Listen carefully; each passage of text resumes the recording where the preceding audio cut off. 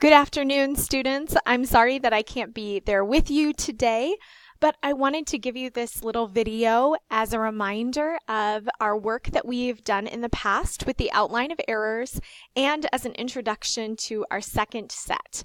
So you might recall that this outline of errors document is available to you in Google Classroom, and it's set up simply to give us in outline form the most common errors that we will encounter in our writing and also on the ACT and SAT. You might recall that last time we covered the first 5. So we looked at lack of parallelism, pronouns, a lack of agreement with subject and verb and pronoun and antecedent, and dangling elements when we have a phrase that's misplaced. You might also recall that each error is set up to give you the name of it and then some examples where a sentence, where an error occurs in the sentence, and then underneath the bold-face type is how one might fix that error. So today we're going to focus our attention on the second 5, starting with letter F. And the error here is a double negative. This kind of error is one that our ears pick up pretty easily. We recognize when a sentence uses a double negative, like there cannot be any doubt but what Quisling was a traitor.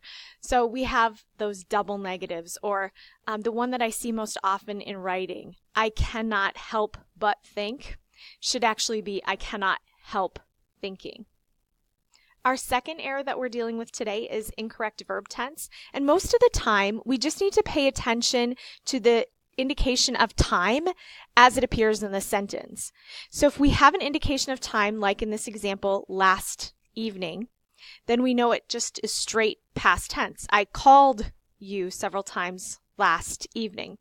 And the one I see often and hear in speech is instead of did you prepare, have you prepared your French yet? Our third error is a fragment. And we want to make sure that all of our sentences have a subject and verb, that there is clarity to those sentences. So sometimes we have this kind of elaborate description and then we're missing some piece of the sentence. So instead we just need to make sure we have a subject and a verb. I want to note that it's occasional that writers use intentional fragments to add some syntactical interest to their writing, and while that's a possibility, we want to recognize that we don't want to have that in our writing. Our next to last error is faulty reference, and I see this often in students' writing, especially if a pronoun like this or that or it begins a sentence, because we don't know what that pronoun is referring to. Look at letter C. There is a bad stain on my coat. Can you remove it? We don't know what the it is referring to, the stain or the coat. Ooh, saucy. And then lastly, today we're focusing on commas in essential and non-essential elements. We need to have commas around non-essential information.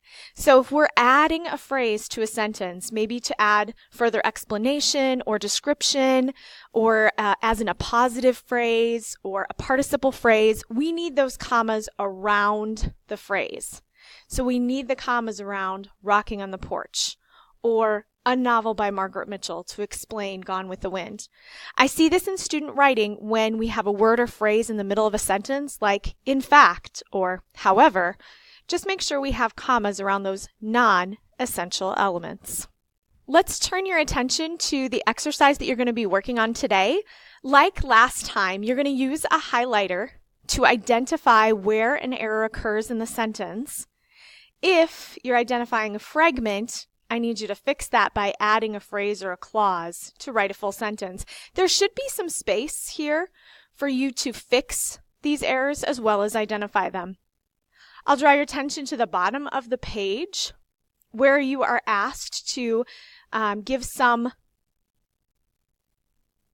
composition, some sentences that other editors could use in your pods. So on the back of this sheet of paper, I want you to compose 5 sentences that contain an error in usage or grammar.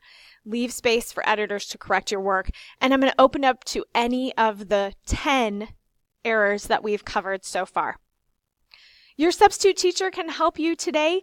She has access to the key and can help you along the way as you complete this exercise. Best wishes, and I'll see you on Monday.